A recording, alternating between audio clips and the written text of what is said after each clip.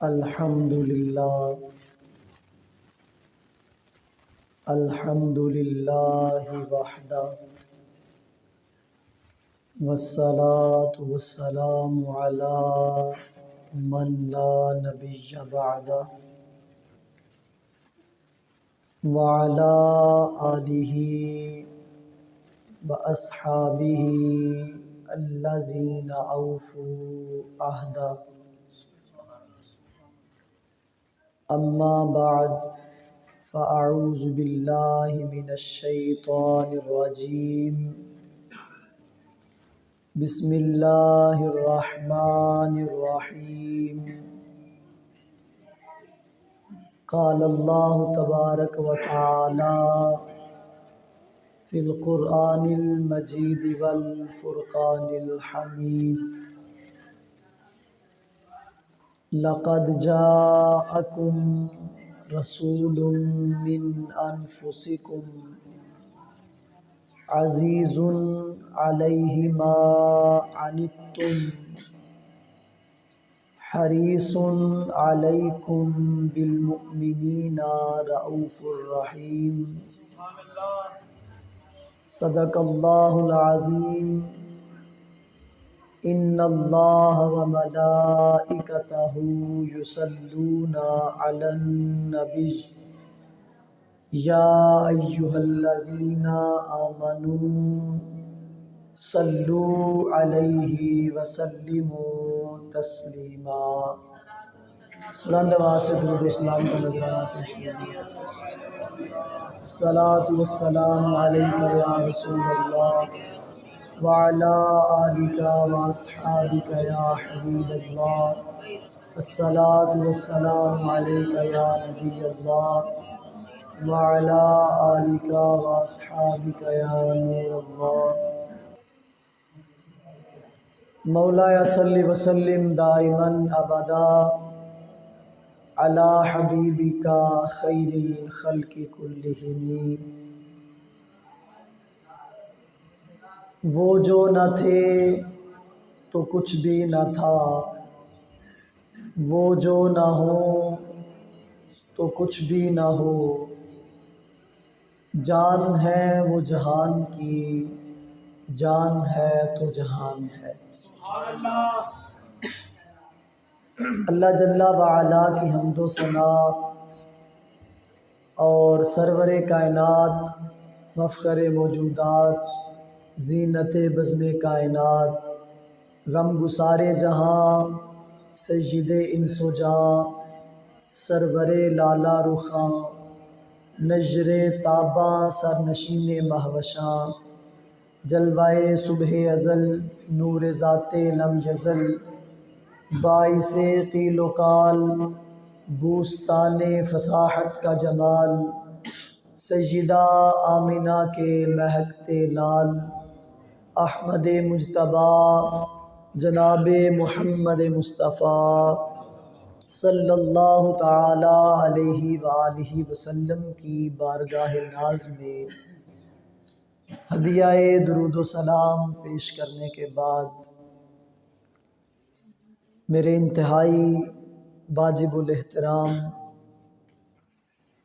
معزز محترم وارث منبر و محراب پاسبان مسلک اہل سنت وارث فکر رضا حضرت علامہ مولانا محمد تصور کے شہزاد کیلانی صاحب دامت برکاتہم العالیہ، آپ تشریف فرما ہے۔ اللہ تبارک و تعالی ان کو دارین کی سعادتیں عطا فرمائے۔ انتہائی مبارکباد کے مستحق ہے ہمارے محترم بھائی الطاف صاحب، جنہوں نے اس خوبصورت بزم کا اہتمام کیا ہے۔ اللہ کریم سارا سال ان کو اس محفل میلاد کی برکتیں عطا فرمائے اور ان کا یہ اہتمام کرنا اپنی بارگاہ ناز میں قبول فرمائے۔ میں نے ابتداءً میلاد کے حوالے سے ایک بات کرنی ہے، پھر اس کے بعد میں نے جو آیت کریمہ پڑھی ہے اس کی طرف چلتا ہوں۔ تقریباً ہر بندہ یہ بات جانتا ہے کہ اللہ تبارک و تعالیٰ نے کائنات کے نظام کو چلانے کے لیے 12 مہینے ترتیب دیے ہیں۔ انگریزی مہینے بھی 12 ہیں، اسلامی مہینے بھی 12 ہیں، اور بنگالی مہینے جن کو پنجابی مہینے بھی کہا جاتا ہے وہ بھی 12 ہیں۔ اللہ تعالیٰ قرآن کریم کے اندر ارشاد فرماتا ہے اِنَّ عِدَّةَ الشُّهُورِ عِندَ اللَّهِ 12 شَهْرًا فِي كِتَابِ اللَّهِ يَوْمَ خَلَقَ السَّمَاوَاتِ وَالْأَرْضِ۔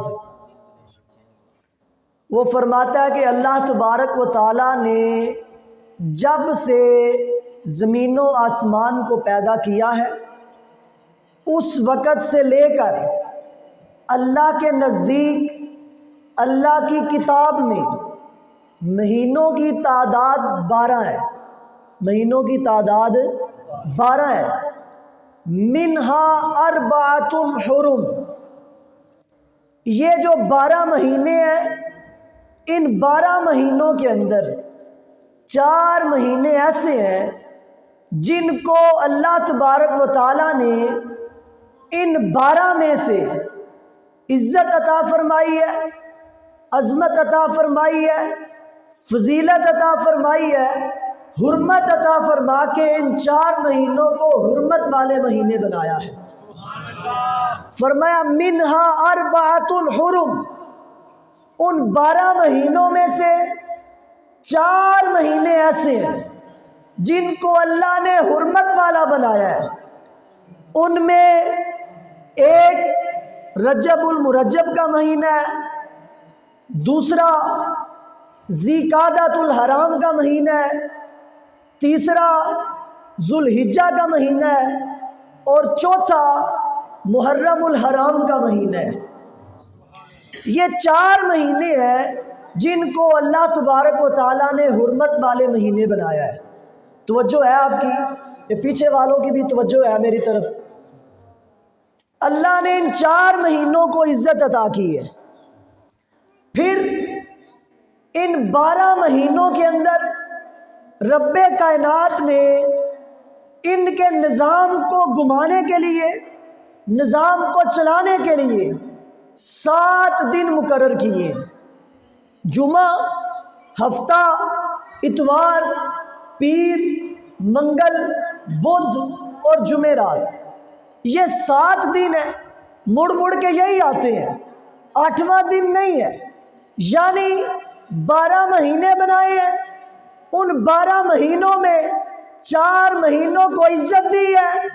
پھر ان مہینوں کے اندر رب کائنات نے 7 دن بنائے ہیں۔ پھر ان 7 دنوں کے اندر اللہ تبارک و تعالیٰ نے جس دن کو عظمت، عزت، رفعت اور حرمت عطا فرمائی ہے وہ جمعۃ المبارک کا دن ہے۔ سارے دنوں کے اندر آقا کونین فرماتے ہیں الجمعۃ سید الایام، جمعہ تمام دنوں کا سردار ہے۔ ایک مقام پر فرمایا کہ جمعہ عید للمومنین، جمعہ مومنوں کے لیے عید کا دن ہے۔ ایک مقام پر فرمایا کہ کائنات کے اندر کسی دن پر سورج طلوع نہیں ہوا کہ جو دن جمعہ سے افضل اور اعلیٰ ہو۔ عرض کی گئی آقا جمعہ کو فضیلت کیوں، جمعہ کو عزت کیوں، جمعہ کو رفعت کیوں؟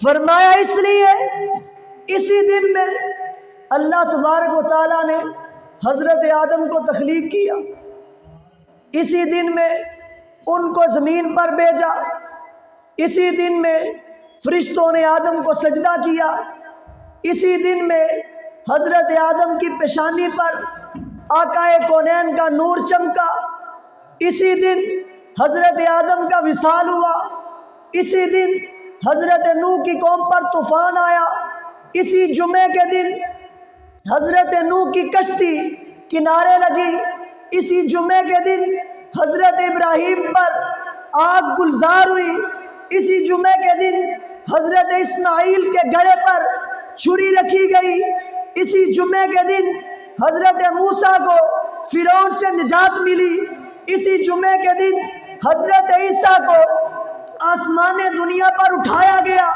آقا کونین فرماتے ہیں یہی جمعے کا دن ہوگا، قیامت برپا کی جائے گی، اور یہ جمعے کا دن جب آتا ہے تو فرمایا جمعے کا سورج طلوع ہونے سے پہلے کائنات کے اندر اللہ کی تمام مخلوقات سوائے جنوں اور انسانوں کے سورج طلوع ہونے سے پہلے ڈرتے ہیں، خوف زدہ رہتے ہیں، گھبراتے ہیں کہ کہیں ایسا نہ ہو کہ آج قیامت قائم کر دی جائے۔ فرمایا میرے صحابہ، اللہ نے سارے دنوں میں سے جس دن کو عظمت سے نوازا ہے وہ دن جمعے کا دن ہے۔ نعرہ تکبیر، نعرہ رسالت، نعرہ تحقیق، نعرہ حیدری۔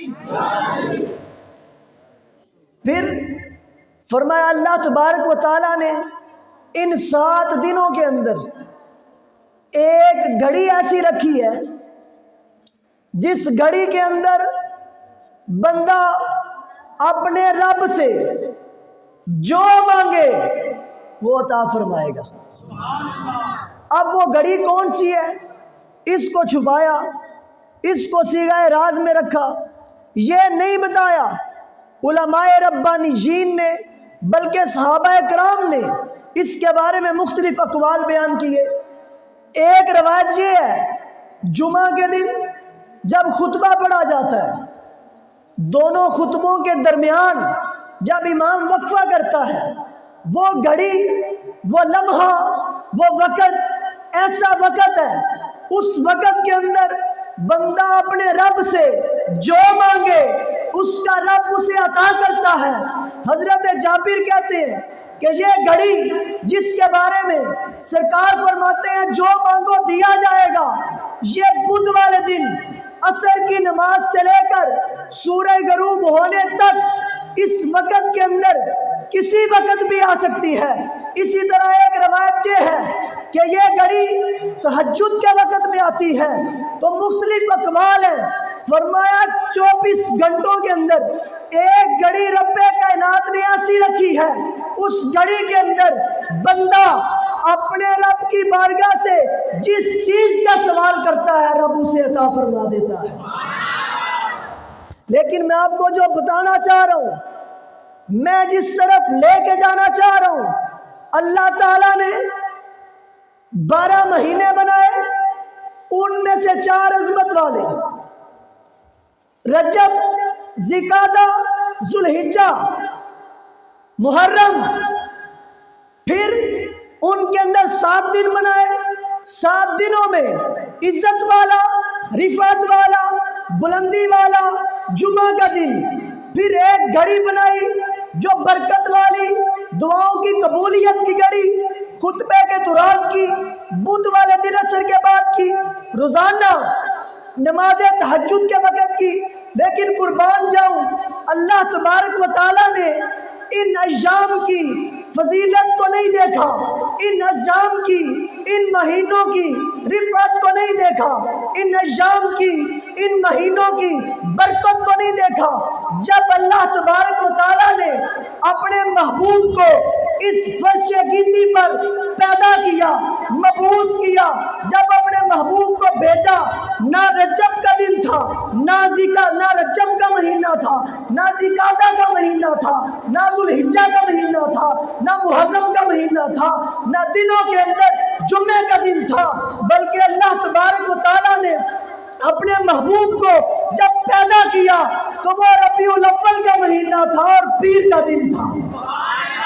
کوئی یہ نہ کہے کہ ان کی آمد کی فضیلت، ان کی آمد کی برکت، ان کی آمد کی عظمت وہ رجب کے مہینے کی وجہ سے ہے، وہ ذوالقعدہ کے مہینے کی وجہ سے ہے، وہ ذوالحجہ کے مہینے کی وجہ سے ہے، وہ محرم کے مہینے کی وجہ سے ہے، یا وہ جمعے کے دن کی وجہ سے ہے۔ لیکن اللہ تبارک و تعالیٰ نے اپنے محبوب کو ربیع الاول کی 12 تاریخ کی صبح سہانی کو پیدا کر کے زمانے کے اندر اعلان کر دیا، اگر کسی مہینے کو فضیلت حاصل ہے تو ربیع الاول کی وجہ سے ہے، اگر کسی دن کو فضیلت حاصل ہے تو پیر کی وجہ سے ہے۔ زمانے کے اندر جس کو جو فضیلت ملی ہے، جو مقام ملا ہے، جو عزت ملی ہے، جو رفعت ملی ہے، جو بلندی ملی ہے، وہ میرے محبوب کی آمد کا صدقہ ملی ہے۔ جس کو جو ملا ہے وہ میرے محبوب کی آمد کا صدقہ ملا ہے۔ حضرت شیخ محقق عبدالحق محدث دہلوی رحمۃ اللہ تعالی علیہ برے صغیر پاک و ہند میں علم حدیث کا بانی، 30 سال مسجد نبوی میں گنبد خضرا کے سائے میں بیٹھ کر حدیث پڑھانے والا، مسجد نبوی کا شیخ الحدیث، جن کو آقا کونین نے فرمایا عبدالحق جاؤ، ہند میں تمہاری ضرورت ہے، ادھر جا کے ہمارے پیغام کو، ہمارے علم کو عام کرو۔ عرض کرتے ہیں آقا 30 سال ہو گئے مسجد نبوی کی بہاریں لوٹ رہا ہوں، گنبد خضرا کے دامن میں بیٹھا ہوا ہوں، اس سائے نے تپتی دھوپ سے بچا رکھا ہے، زمانے کے کرب و آلام سے بچایا ہوا ہے۔ جب عرض کرتا ہوں آپ کا رخ زیبا بھی نظر آ جاتا ہے، یہاں جب بھی کوئی درد ہوتا ہے آپ کے پاس شکایت لے کر حاضر ہو جاتے ہیں۔ سرکار دو عالم فرماتے ہیں عبدالحق پریشان کیوں ہوتے ہو؟ یہاں مدینے میں بیٹھے ہوئے ہو، مدینے والے کے حکم پر اگر ہندوستان چلے جاؤ گے، جب یاد کرو گے مدینے والا خود تشریف لے آئے گا۔ نعرہ تکبیر، نعرہ رسالت، نعرہ حیدری، سرکار کی آمد، سرکار کی آمد۔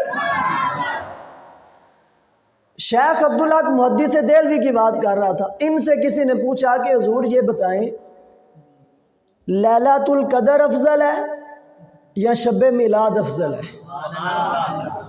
ویکھو نا عاشقاں دے سوال کن دی ہوندے نے۔ شب میلاد جس رات میں آقا کونین کی ولادت ہوئی ہے وہ رات افضل ہے یا لیلۃ القدر رمضان کی 27ویں رات افضل ہے؟ آپ نے فرمایا اس میں پوچھنے والی کیا بات ہے، لیلۃ القدر سے شب میلاد افضل ہے۔ اس نے پوچھا کیوں، وجہ کیا ہے؟ لیلۃ القدر جس کے بارے میں رب فرماتا ہے انا انزلناہ فی لیلۃ القدر وما ادراک ما لیلۃ القدر۔ تمہیں کیا پتا کہ لیلۃ القدر کیا ہے؟ تمہیں کیا خبر اس کی فضیلت کیا ہے، اس کی عظمت کتنی ہے؟ فرمایا سنو، لیلۃ القدر کو جو فضیلتیں ملی ہیں، جو عظمتیں ملی ہیں، جو رفعتیں ملی ہیں، جو برکتیں ملی ہیں، یہ ساری کی ساری شب میلاد کا صدقہ ملی ہے۔ اگر شب میلاد نہ ہوتی کوئی رات لیلۃ القدر بھی نہ ہوتی۔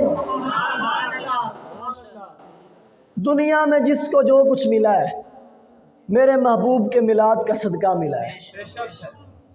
میں نے خطبے کے اندر جو آیت کریمہ تلاوت کی ہے اس میں اللہ تبارک و تعالی ارشاد فرماتا ہے لَقَدْ جَاءَكُمْ رسول، سبحان اللہ، فرمایا تمہارے پاس رسول تشریف لے آئے. دوسرے لفظوں میں کہو تو تمہارے پاس رسول آ گئے، یا لوگوں تمہارے پاس رسول کی آمد ہو چکی ہے.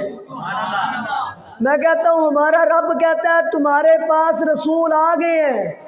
ہم بھی تو یہی کہتے ہیں نا کہ آ گئے سرکار. آمد مصطفیٰ، آمد مصطفیٰ. ہمارا رب کہتے ہیں آ گئے، ہم بھی کہتے ہیں آ گئے.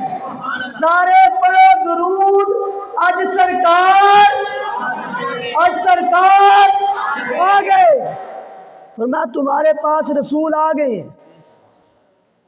لقد جاءکم رسول من انفسکم. فرمایا تمہیں میں سے ہے، تمہیں میں سے ہے. معلوم ہوا کہ انسان ہے، انسان ہے.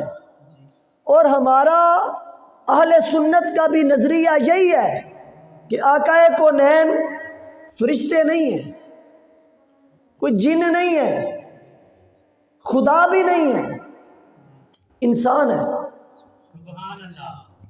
بلکہ ہم تو کہتے ہیں کہ جو آپ کے انسان ہونے کا انکار کرے کافر ہے، جو آپ کے بشر ہونے کا انکار کرے وہ بھی کافر ہے. یہ اہل سنت کا نظریہ ہے، اس کو ذہن میں رکھیں. ہم سرکار دو عالم کی بشریت کا انکار نہیں کرتے، ہم آپ کی انسانیت کے منکر نہیں ہیں. ہم یہودیوں کی طرح نہیں ہیں کہ جنہوں نے حضرت عزیر سے کہہ دیا کہ آپ اللہ کے بیٹے ہیں، عزیر ابن اللہ. ہم عیسائیوں کی طرح بھی نہیں ہیں کہ جنہوں نے حضرت عیسیٰ سے کہہ دیا کہ آپ اللہ کے بیٹے ہیں. بلکہ ہمارا رب کہتا ہے کہ وہ تم ہی میں سے ہیں. ہم بھی کہتے ہیں کہ وہ انسان ہیں،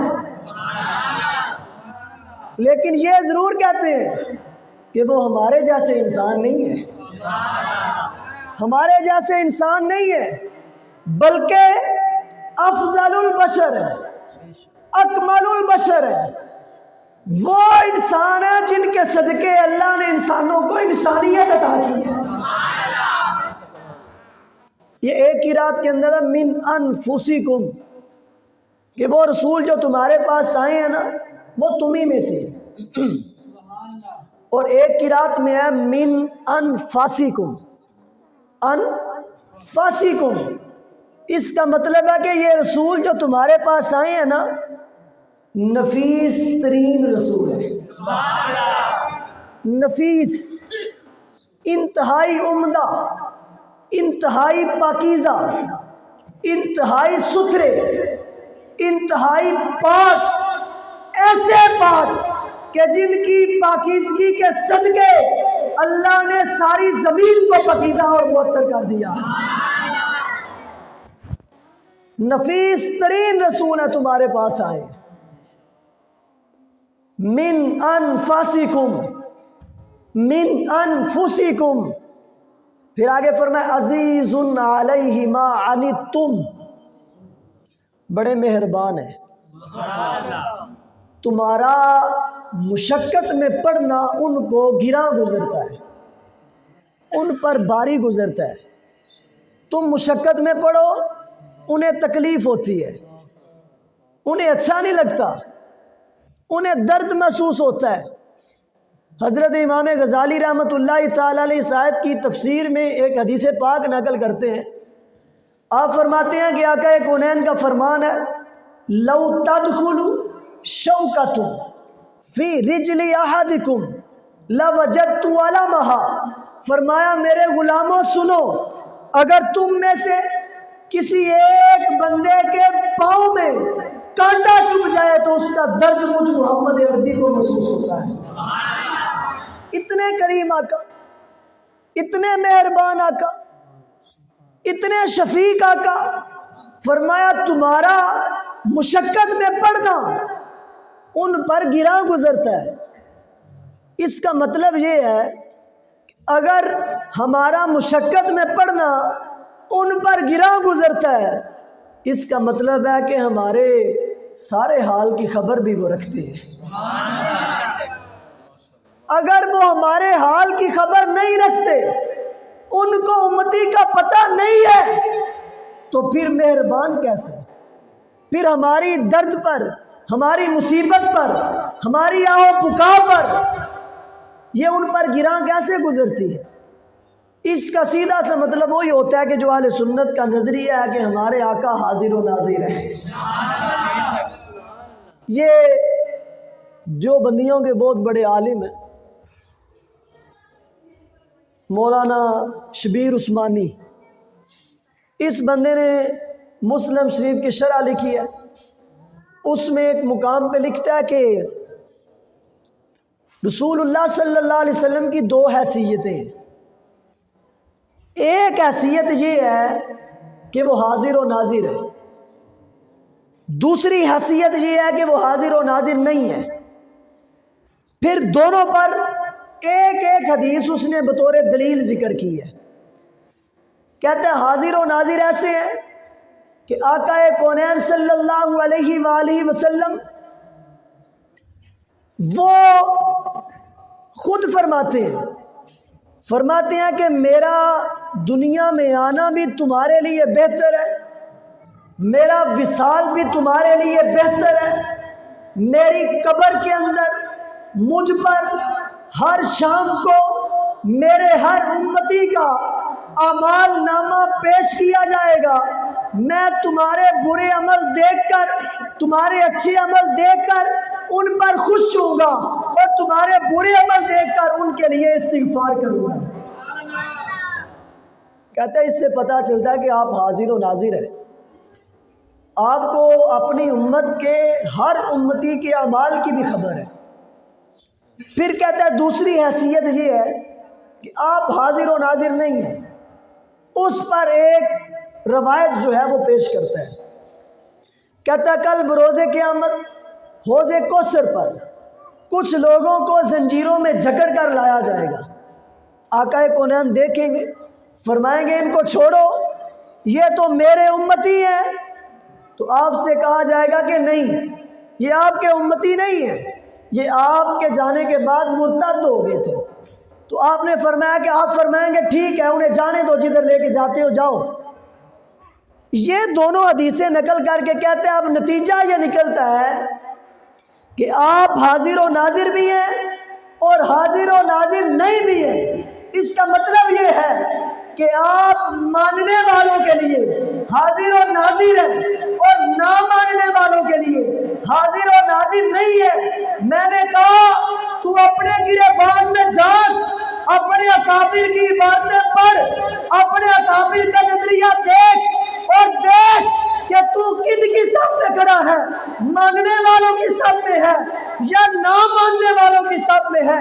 تو جدھر بھی ہے، لیکن اللہ کے فضل سے ہمارا اہل سنت کا نظریہ یہ ہے کہ ہمارے آقا، ہمارے داتا، ہمارے مولا، ہمارے ہادی، ہمارے رہبر، ہمارے شافع، ہمارے نافع، ہمارے کافی، ہمارے وافی، وہ کل بھی حاضر و ناظر تھے، آج بھی ہیں اور قیامت تک حاضر و ناظر ہیں۔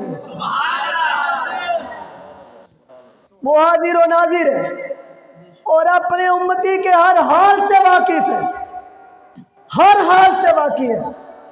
آپ خود فرماتے ہیں کہ مجھ پر تمہارے اعمال پیش کیے جاتے ہیں، میں دیکھتا ہوں۔ اس کا مطلب یہ ہے کہ ہمارے اعمال روزانہ شام کو ہمارے آقا کی بارگاہ میں پیش کیے جاتے ہیں۔ ذرا سوچیں نا کہ جب میرا اعمال نامہ روز شام کو میرے آقا کی بارگاہ میں پیش ہوتا ہوگا، اس میں کہیں لکھا ہوگا کہ اس نے آج فلم دیکھی ہے، اس نے آج ڈرامہ دیکھا ہے، اس نے آج گانے سنے ہیں، اس نے آج بدنگاہی کی ہے، اس نے فلاں سے جھوٹ بولا ہے، فلاں کو گالی دی ہے، فلاں کی حد تلفی کی ہے، فلاں کو مارا ہے، والدین کی نافرمانی کی ہے، استاد کی بے عزتی کی ہے۔ یہ سارے اعمال جب میرے آقا، میرے مہربان آقا، میرے کریم آقا، وہ کریم آقا کہ جب پیدا ہوئے تو سر کو سجدے میں رکھ کے مجھے یاد کیا، ساری زندگی میں اپنی غمی میں اپنی خوشی میں مجھے یاد کرتے رہے، غاروں میں جا جا کے میرے لیے روتے رہے۔ وہ اپنے رب کی بارگاہ میں معراج کی رات حاضر ہوئے، فرمایا سونیا منگ کی منگنا ہے۔ انہوں نے اس رات بھی مجھے یاد رکھا، مجھے نہ بھولے، حتیٰ کہ جب انہیں قبر میں اتارا گیا اس وقت بھی ان کے لبوں پر میرا ہی نام تھا، وہ مجھے ہی یاد کر رہے تھے، وہ ربی حبلی امتی کی صدائیں بلند کر رہے تھے۔ آج جب قبر کے اندر ان پر اعمال پیش کیے جاتے ہیں تو ذرا سوچو نا، میرا کون سا اعمال نامہ ہے جو ان کی بارگاہ میں پیش کیا جاتا ہے؟ اچھا ہے یا برا ہے؟ خوش کرنے والا ہے یا غمگین کرنے والا ہے؟ اس لیے ہر بندے کو چاہیے کہ وہ عمل اچھے کرے، تاکہ جب میرے اعمال میرے آقا کی بارگاہ میں پیش کیے جائیں تو وہ خوش ہو جائیں، وہ خوش ہو جائیں۔ تو فرمایا کہ وہ ہر حال کی خبر رکھتے ہیں۔ حضرت خواجہ بختیار کاکی رحمت اللہ تعالی علیہ بابا فرید الدین گنج شکر کے مرشد ہیں، پیر ہیں، ان کے بہت بڑی ہستی ہیں، اللہ کے برگزیدہ بندے ہیں۔ ان کی جب شادی ہوئی، معمول یہ تھا کہ روزانہ آقا کی ذات پر درود و سلام پڑھتے تھے۔ جب شادی ہوئی تو کہتے ہیں 3 دن درود پاک سے ناغہ ہو گیا، 3 دن اکٹھے مسلسل درود پاک سے ناغہ ہو گیا۔ کہتے ہیں جب تیسرا دن گزرا، رات ہوئی، سویا، اب ذرا دیکھو نا، توجہ میری طرف، اب ذرا دیکھو نا کہ امتی کے ہر حال سے، ہر گھڑی سے، ہر لمحے سے، ہر عمل سے، ہر کام سے میرا آقا، میرا مولا کیسے واقف ہے، کیسے جانتا ہے۔ حضرت خواجہ بختیار کاکی کہتے ہیں تیسری رات جب سویا، آنکھیں بند ہوئی، آقا کونین خواب میں تشریف لائے، فرمایا بختیار کیا بات ہے، آج 3 دن گزر گئے تیری طرف سے درود و سلام کے نذرانے کو نہیں پیش ہوئے۔ 3 دن گزر گئے، تو نے درود و سلام نہیں پڑھا۔ حضرت اعلی حضرت پیر مہر علی شاہ رحمت اللہ تعالی علیہ حج پہ جا رہے ہیں، کہتے ہیں راستے میں ایک مقام پر ہمارے قافلے نے پڑاؤ ڈالا، عشاء کی نماز کا وقت تھا، کہتے ہیں میری سنتیں رہ گئی، عشاء کی پہلی سنتیں رہ گئی، نماز پڑھی، نماز پڑھ کے سو گیا۔ کہتے ہیں رات کو جب میں سویا، خواب میں میرے نانا جان تشریف لے آئے۔ حال کیا تھا؟ کہتے ہیں کالے رنگ کا جبہ ڈالا ہوا ہے۔ سبحان اللہ۔ میں خود جب یہ پڑھتا ہوں تو قاری صاحب سوچتا ہوں بندہ سونا ہو، چٹا گورا ہو، پھر سونا بھی ایسا ہو کہ رب کا محبوب ہو، پھر سونا بھی ایسا ہو کہ جس کے جیسا سونا نہ کسی ماں نے جنا ہے نہ قیامت تک جنے گی، پھر سونا ایسا ہو کہ جس کے بارے میں حضرت علی کہتے ہیں لم ارا قبلہ مثلہ ولم ارا بعدہ مثلہ، کہ ہم نے سرکار جیسا سونا نہ آپ سے پہلے دیکھا تھا نہ آپ کے بعد دیکھا ہے۔ ایسا سونا والضحیٰ کا مکھڑا، کالے لباس کے اندر والضحیٰ کا چہرہ چمکاتا، جب تشریف لایا ہو گیا وہ رات دن کے جیسا منظر پیش کرنے لگی ہو۔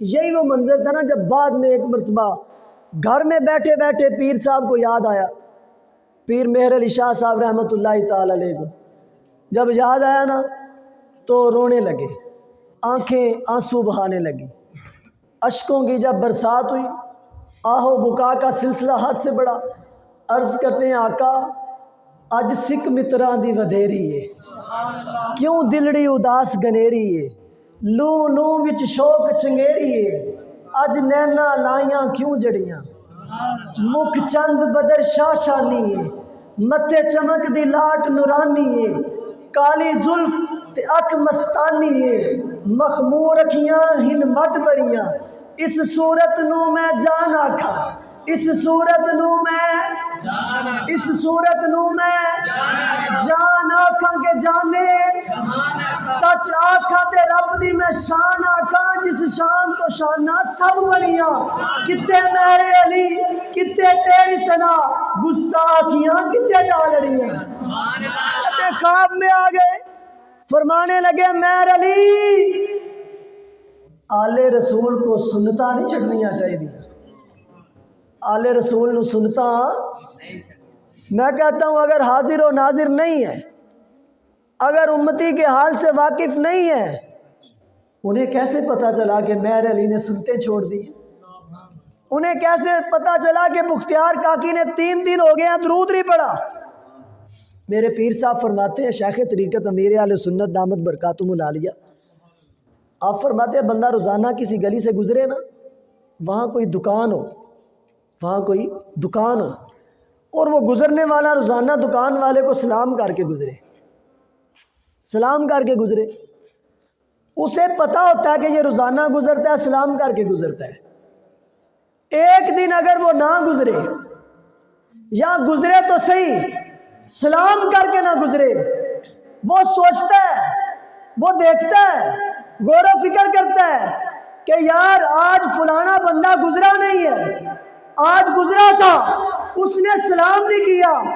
فرماتے ہیں کہ اسی طرح بلا تشبیہ و تمثیل جب کوئی بندہ آقا کونین کی بارگاہ میں درود و سلام کے گجرے نشاور کرنے کی عادت بناتا ہے اور جس دن نہیں پڑتا وہ گنبد حضرہ کے مکی گنبد حضرہ میں انتظار کرتے ہیں کہ آج غلام کا درود نہیں پہنچا۔ اس لیے عادت بناؤ، عادت بنانی چاہیے۔ تو میں عرض کر رہا تھا کہ آقا کونین صلی اللہ علیہ وسلم امت کے حق میں مہربان، امت کے حق میں شفیق، فرمایا تمہارا مشقت میں پڑھنا ان پر گراں گزرتا ہے۔ آج لوگ ہمیں کہتے ہیں نا جی، یہ آخری بات کر کے گفتگو ختم کر رہا ہوں، 12 کو میلاد مناتے ہو، 12 کو تو وصال ہوا ہے، وصال منانا چاہیے۔ تم عرس مناتے عرس منایا کرو، سالانہ برسی منایا کرو۔ میں نے کہا ہم میلاد منائیں تب بھی ٹھیک ہے، ہم عرس منائیں تب بھی ٹھیک ہے۔ کیوں؟ ہمارے آقا خود فرماتے ہیں کہ میرا جینا بھی تمہارے لیے بہتر ہے، میرا وصال بھی تمہارے لیے بہتر ہے۔ جینا بہتر کیسے؟ ساری زندگی امت کے حق میں دعائیں کرتے رہے، ساری زندگی امت کو بخشوانے کی خاطر اپنے رب کی بارگاہ میں گریہ اوزاری کرتے رہے، حتیٰ کہ وصال کے وقت بھی اس دن محفل پہ میں نے حدیث پاک پیش کی، حضرت قسم بن عباس کہتے ہیں میں وہ آخری بندہ ہوں جو سرکار کی قبر سے نکلا، جب میں نکلنے لگا تھا تو آپ کے لب مبارک حرکت کر رہے تھے، تو میں نے کان لگا کے سنا، اس وقت بھی لبوں پر امتی امتی کی صدائیں تھی۔ میں کہتا ہوں ان کا دنیا میں آنا بھی ہمارے لیے بہتر ہے، دنیا سے جانا بھی ہمارے لیے بہتر ہے، بلکہ ان کا قبر میں تشریف فرما ہونا بھی امت کے حق میں بہتر ہے، ان کا قیامت کے میدان میں آنا بھی امت کے حق میں بہتر ہے۔ ترمذی شریف کی حدیث ہے، حضرت انس بن مالک رضی اللہ تعالیٰ عنہ آقا کونین کی بارگاہ میں عرض کرتے ہیں یا رسول اللہ کل بروز قیامت سنا ہے بڑا ڈاڈا دن ہے، بڑا مشکل دن ہے، بڑا سخت دن ہے، آقا اس دن میری شفاعت کیجئے گا۔ دیکھو نا غلاموں کو اپنے آقا پہ کیسا کیسا مان ہے، کیسا کیسا عقیدہ امت کو دیا ہے کہ سرکار شفاعت کریں گے۔ عرض کرتے ہیں آقا قیامت والے دن مجھ انس کی شفاعت کیجئے گا۔ فرمایا کیوں نہیں، ضرور کروں گا، ضرور کروں گا۔ عرض کرتے ہیں آقا بتائیں نا، وہاں پر اللہ کی ساری مخلوق جمع ہوگی، 1,24,000 انبیاء کی امتیں جمع ہوگی، اتنا بڑا میدان ہوگا، اتنی خلقت ہوگی، اتنی دنیا ہوگی، ایسے عالم میں، ایسے مصروف دن میں ایسے رش کے موقع پر اگر آپ کو ڈھونڈنا ہو، آپ کو تلاش کرنا ہو، میں نے آپ کو دیکھنا ہو، کہاں دیکھوں گا، کہاں ڈھونڈوں گا، کہاں تلاش کروں گا؟ آقا کہاں نظر آئیں گے؟ فرمایا ہاں انس سنو، اگر بروز قیامت مجھے تلاش کرنا ہو، مجھے ڈھونڈنا ہو، مجھے دیکھنا ہو، 3 مقامات میں سے کسی ایک مقام پہ آ جانا، مجھے مل جاؤ گے، مجھے تلاش کر لو گے، مجھے ڈھونڈ لو گے، مجھے پا لو گے، مجھے دیکھ لو گے۔ فرمایا اگر مجھے دیکھنا ہو تو میزان پہ آ جانا، اگر مجھے دیکھنا ہو حوض کوثر پہ آ جانا، اگر مجھے دیکھنا ہو تو پل صراط پہ آ جانا۔ حضرت عائشہ سے کسی نے پوچھا کہ وہاں آقا کیا کر رہے ہوں گے، میزان پہ کیا کرتے ہوں گے، حوض کوثر پہ کیا کرتے ہوں گے، وہ پل صراط پہ کیا کرتے ہوں گے؟ آپ نے فرمایا میزان پر اپنے امتیوں کے اعمال تلنے میں مدد کر رہے ہوں گے، اگر کسی کا پلہ ہلکا ہوتا ہوگا بھاری کر رہے ہوں گے، اور حوض کوثر پر اپنی امت کے پیاسوں کو بھر بھر کے جام پلا رہے ہوں گے، اور پل صراط پر رب سلم کی صداؤں سے امت کو پار کروا رہے ہوں گے۔ پل صراط پر وہ پل صراط جو بال سے زیادہ باریک اور تلوار سے زیادہ تیز ہوگا، فرمایا وہاں پر سر کو سجدے میں رکھا ہوگا اور زبان پر صدائیں کیا ہوں گی؟ ربی سلم امتی، مولا میری امت کو سلامت رکھنا، مولا یہ سلامتی سے گزر جائیں، ان کو سلامت رکھنا۔ پھر میرا دل کرتا ہے کہ میں ذرا اس کا نقشہ کھینچتے ہوئے اپنے امام کو نہ پڑھوں۔ سبحان اللہ۔ اعلیٰ حضرت کہتے ہیں امام تو پھر امام ہے نا جی، ان کے عشق کا مقابلہ کون کر سکتا ہے؟ کہتے ہیں پیش حق مجدہ شفاعت کا سناتے جائیں گے، آپ روتے جائیں گے، ہم کو ہنساتے جائیں گے۔ پیش حق مجدہ شفاعت کا سناتے جائیں گے، آپ روتے جائیں گے، ہم کو ہنساتے جائیں گے۔ وسعتیں دی ہیں خدا نے دامن محبوب کو، جرم کھلتے جائیں گے اور وہ چھپاتے جائیں گے، جرم کھلتے جائیں گے اور وہ چھپاتے جائیں گے۔ خاک استادو بس ان کے آنے کی دیر ہے، خود وہ گر کر سجدے میں تم کو اٹھاتے جائیں گے، خود وہ گر کر سجدے میں تم کو اٹھاتے جائیں گے، اور پائے کوبا پائے کوبا پائے کوبا پل سے گزریں گے تیری آواز پر۔ پائے کوبا کیا ہے میں تمہیں پریکٹیکل کر کے نہیں بتا سکتا، صرف سمجھا کے گزرنا چاہوں گا۔ آپ نے کبھی فوجیوں کو چلتے ہوئے دیکھا ہے؟ حاجی صاحب توجہ ہے، مستنصر صاحب، فوجی جب پریڈ میں چلتے ہیں ان کے پاؤں جب زمین پہ لگتے ہیں ٹھک ٹھک ٹھک کی آوازیں آتی ہیں، اسے کہتے ہیں پائے کوبا، اسے کہتے ہیں پائے کوبا۔ اترا کے چلنا، وجد میں چلنا، بغیر خوف و خطر کے چلنا، جس پہ چل رہی ہے اسے بتا کے چلنا کہ تیرے اوپر کوئی جوان مرد چل رہا ہے۔ فرماتے ہیں پائے کوبا، مجھے کسی منزل پہ پہنچنے دے پھر نعرہ لگائیے گا۔ فرماتے ہیں پائے کوبا پائے کوبا پل سے گزریں گے تیری آواز پر، رب سلم کی صدا پر وجد لاتے جائیں گے۔ ہمارے نعرہ نعرہ تکبیر، نعرہ رسالت، نعرہ حیدری۔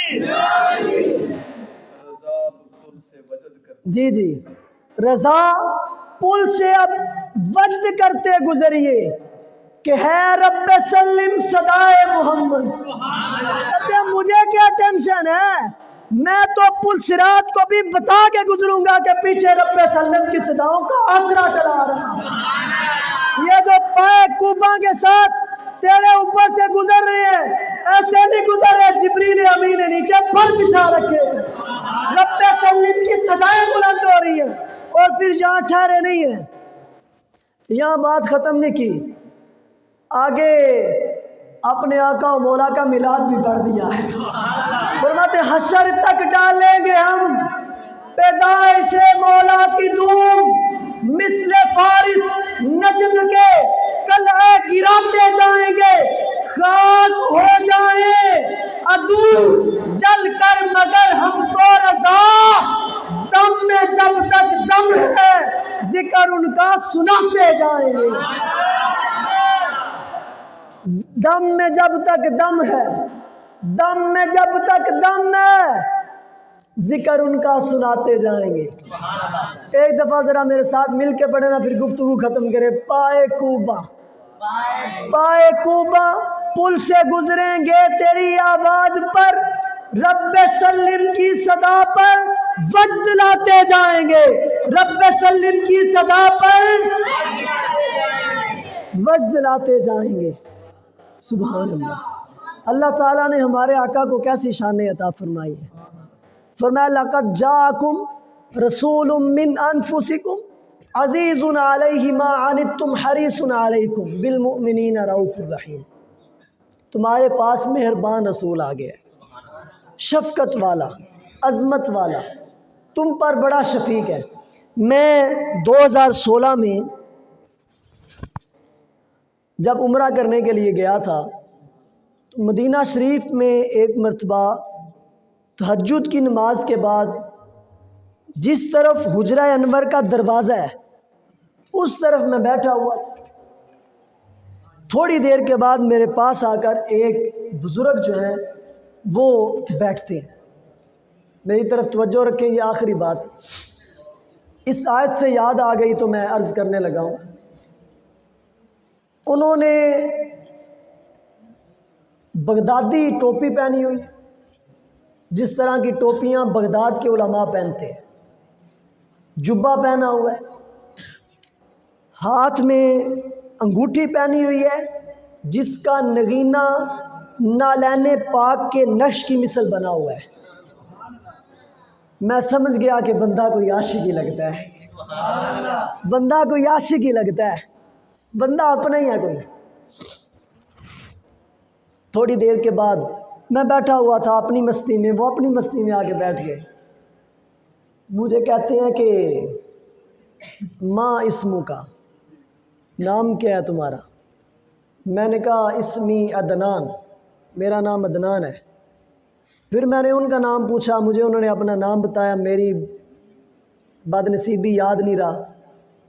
پھر میں نے ان سے پوچھا کدھر سے آئے ہیں؟ کہتے ہیں میں بغداد سے آیا ہوں، حضور غوث پاک کے مزار کے قریب ہی ایک مسجد کے اندر میں امام و خطیب ہوں۔